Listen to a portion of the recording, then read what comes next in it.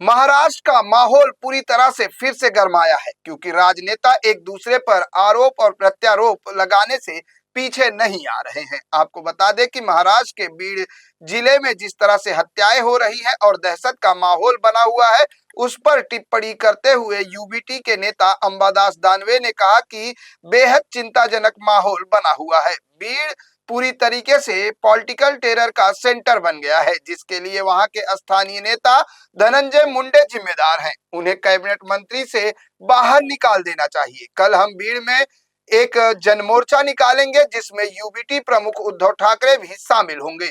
बीड़ में सरपंच की हत्या को लेकर न केवल राजनेताओं की बल्कि आम जनता की भी रैली होगी। मुंडे को पॉलिटिकल सपोर्ट मिल रहा है और आरोपियों को धनंजय मुंडे का समर्थन है। राजनीतिक दबाव की वजह से वहां पुलिस भी कुछ नहीं कर पा रही है।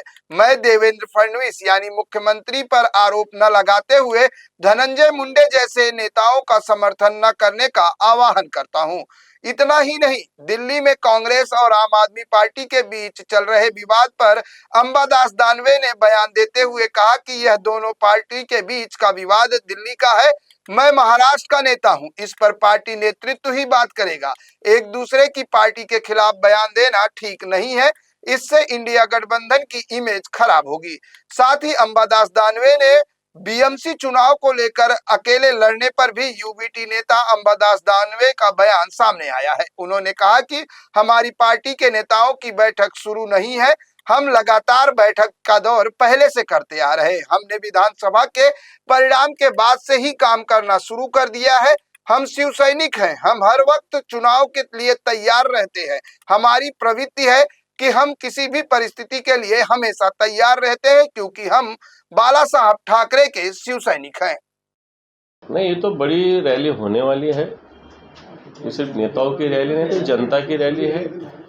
जिस प्रकार दहशतवाद, टेररिज्म, गुंडागर्दी बढ़ी है और उसको पॉलिटिकल सपोर्ट मिल रहा है सब में। चलो, गुंडे ये तो हर जगह आते, लेकिन उनको सपोर्ट मिलना ये सब में बड़ी गलत बात है। वो वहाँ हो रहा है, इसके खिलाफ पूरी जनता एक हो रही है और जनता आवाज़ उठा रही है सरकार की इस भूमिका के खिलाफ। तो मैं महाराष्ट्र के बारे में बात कर सकता हूँ, मुझे दिल्ली चुनाव के बारे में कोई नॉलेज नहीं है और नॉलेज हुआ तो भी उस पर बात करने का मुझे कोई अधिकार नहीं। लेकिन इंडिया अलायंस सब एक जगह रहना चाहिए, हमारी भूमिका। इसको पॉलिटिकल टेररिज्म बोल जाएगा।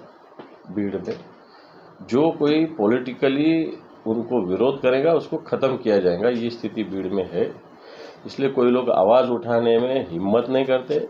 जिसने आवाज़ उठाई उसको ख़त्म किया जाता है। ये भीड़ में हो रहा है। जो फुले शाहू अम्बेडकर जी का महाराष्ट्र है, इसमें ऐसा नहीं हो हर इस डेमोक्रेसी में सबको बोलने का अधिकार है। लेकिन जिस प्रकार भीड़ में जो दहशतवाद हुआ है और उसको पॉलिटिकल सपोर्ट मिल रहा है, निषेधार्ह है। इसके खिलाफ हम आवाज़ उठा रहे हैं। बिल्कुल है, वाल्मीकि कराड़ किसके कार्यकर्ता है? पूरे भीड़ को मालूम है, महाराष्ट्र को मालूम है। हाथ विदाउट हाथ ऐसा हो ही नहीं सकता। वाल्मीकि कराड़ कौन बादशाह लग के गए क्या? अरे महाराष्ट्र के पुलिस में ताकत है, दम है।